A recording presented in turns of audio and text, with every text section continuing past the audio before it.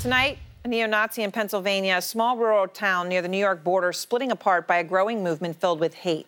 The man at the center of it says Trump's election has emboldened him and his followers.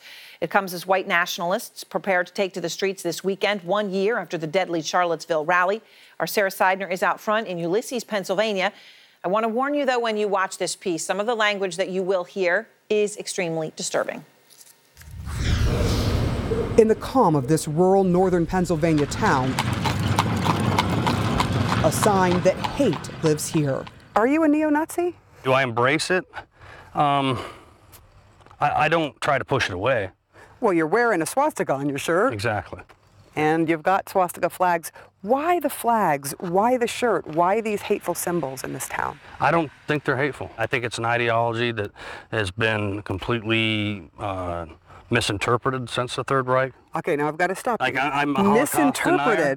Misinterpreted. 6 million Jews were killed. You'll never sell me on that. I'm not trying to sell you. It is reality. It's history. It cannot be denied. Daniel Burnside is a lightning rod of discord in Ulysses, Pennsylvania. Population 690. With the help of the internet, his message has spread far and wide, giving his town attention it does not want. Rural America spoke up when they elected Trump. Rural America. And by rural America, he means white America. We're staring down the barrel of a gun here in white America. There's still 193 million white Americans.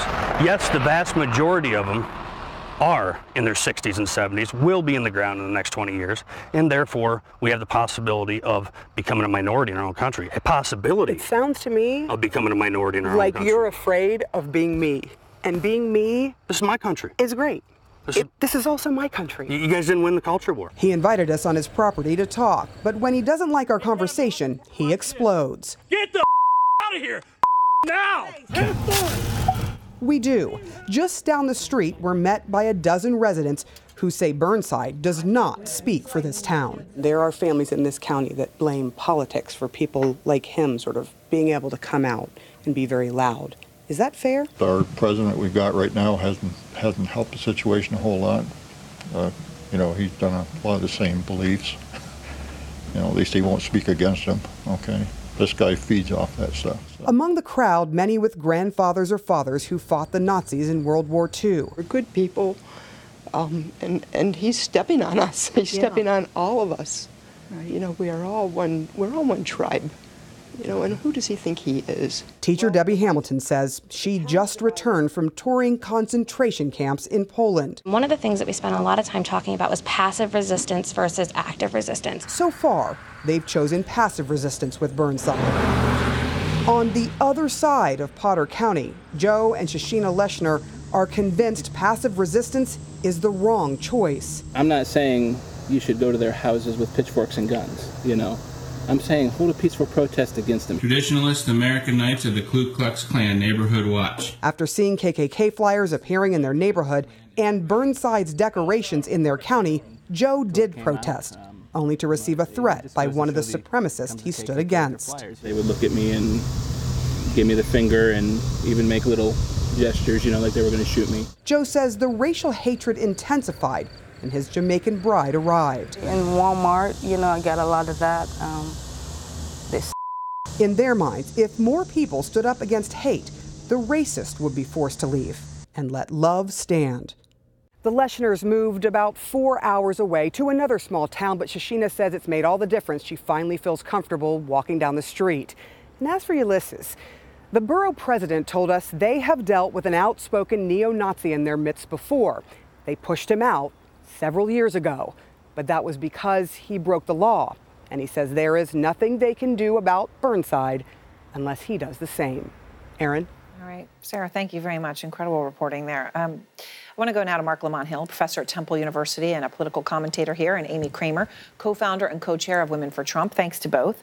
So, Mark, look, you heard the man there, the neo-Nazi. You also heard one of the members of the community there, that gentleman say, and I quote him, "The president that we got right now hasn't helped the situation a whole lot.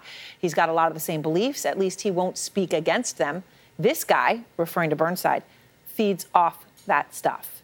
Your reaction, is this enabled by the president? It is absolutely enabled by the president. It's exhausting watching this, You have a president who normalizes white supremacy, normalizes anti-black racism. Even if he doesn't echo what this guy says, he creates an environment where that stuff seems okay, and that's how he feels. So it's not that he creates racism or white supremacy, although he may nurture it, but he makes an environment where you can say it out loud, which only creates more danger for other people. Not just abstract danger, not just theoretical danger, but real-life violence. Amy? Yeah, listen, Aaron, I mean, that piece made me sick, too. I mean, it made me uncomfortable. I don't like it, and I understand why the people feel the way they feel about the guy that lives in their community. But you can't blame this on the president. He has nothing to do with this. I mean, we are in an environment right now where everybody is overstimulated. It's a 24-hour news cycle. There's 24/7 social media, and it's like a pressure cooker. And people need to take a step back and decompress and get away from politics a little bit, because this is not healthy for us to be always at each other like this. I mean, when you sit most Americans down at a table and talk about issues, we agree on most things, Aaron. But because of the 24/7 and the social media, it's everybody's at each other all the time, and we need to stop. I hear your point. Wait, and but I think a lot of people, hold on. Go ahead. This is okay. So if we're blaming social media and we're blaming the 24-hour news cycle, let's look on social media. Who's the biggest tweeter out there? Not Kanye West, Donald Trump. Let's look at the 24-hour news cycle. Who's the biggest story on every news channel? Donald Trump.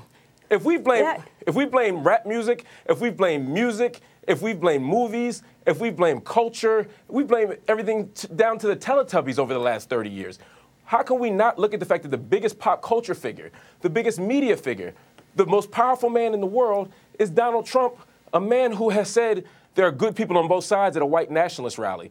Someone who says that Judge Carrillo's Mexican identity makes him incapable of being impartial. So, Amy, somebody who has said that. I want to play some of this, because Amy, I think this is the question. I want to say Burnside himself, the man that everyone watching found sickening, you included. He told the Washington Post that since November 2016, activity has doubled among his neo-Nazis. Okay, so he's putting Trump's inauguration as the date that was important to him in terms of getting followers.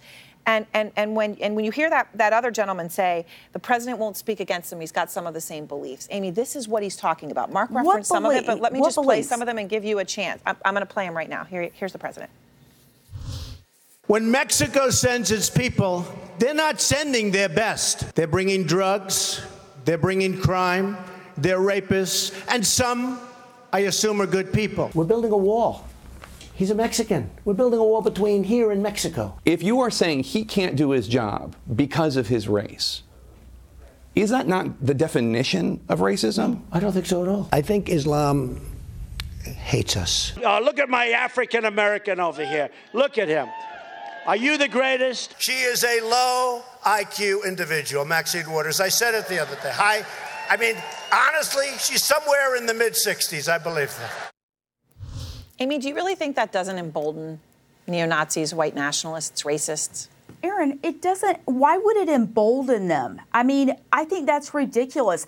I look at Antifa right now. They've amped up their activities. They're attacking the right all over the place. I mean, is that the president's fault, or is that the media's fault? Whose fault is that? I mean, it goes both ways. It doesn't make it right. Donald Trump is not a racist. And what is happening here is that people want to throw that racist label at him because they don't want to talk about the good things he's doing right now. Because he's saying racist things. But these are straw men. First, no one said it's Donald Trump's fault. Also, this conversation isn't about Donald Trump being racist. The question is there a relationship between what Donald Trump's doing and how these people are feeling?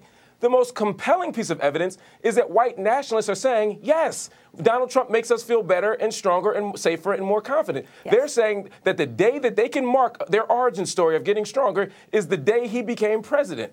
And then when you add the laundry list of things he's said and done that they approve of, it goes to prove that he is strengthening their position. Now, we can have a different conversation about whether or not Donald Trump is racist, and we can have a different conversation about the red herring of Donald Trump making the world better, which you were about to go into. But the point here, right now, is that Donald Trump makes these people feel better and safer and stronger, and everything he says and does is in line with their agenda. What do you say to that, Amy, that the man there, that neo-Nazi, said, I can tell you with certainty that since November 2016, activity has doubled.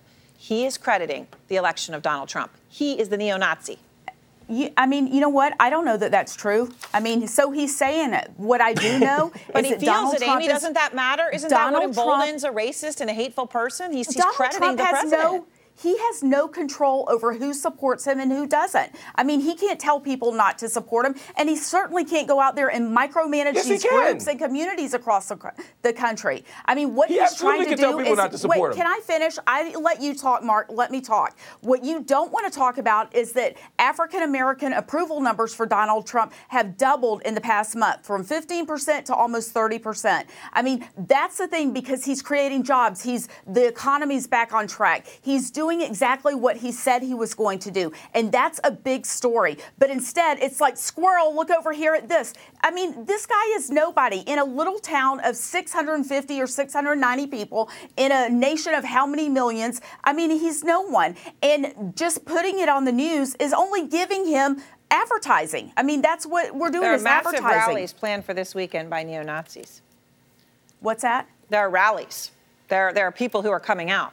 This is not something that happened before, Aaron, Amy. I mean, what are we going to do? I can't stop that. It doesn't mean I'm not saying you can. I'm simply saying, do you acknowledge that the President of the United States is part of the reason? He said there's good people on both sides. I don't know how you can't acknowledge that. You may want to say he's not a racist, but you got to acknowledge that he has empowered these people to hear their voice. What is happening is that everybody tries to throw the racist label at him, because there's no way to, I mean, how do you push back against that? You can't totally debunk it, because you can't prove what's on somebody's heart. That's the problem. And so when you can't win on the facts, we can't on totally the economy. debunk it. I mean, that's a horrific thing to have to admit about a guy that you support. No, isn't it? I can't totally debunk that he's not a white supremacist. He's not a racist. He's not a white supremacist. I mean, that is ridiculous. Yeah. Well, I don't think it, I mean, we can disagree on that. I don't think it's ridiculous. When you call the countries in Africa blank hole countries, when you say Judge Curiel's Mexican identity makes it impossible for him to be impartial, when you refer to Mexicans as rapists and thieves, when you go over and over down, when you go to a white supremacist rally or hear the news of a white supremacist rally and say there are good people on both sides, there aren't good people at white supremacist rallies. The fact that he said that, again, awful. The fact that he would not denounce certain people let me is ask you awful. a question, Mark. Let me ask you this. If he's a racist, then why did he just grant Alice Johnson clemency when Barack Obama wouldn't? Tell me that. Why did he let her out of prison?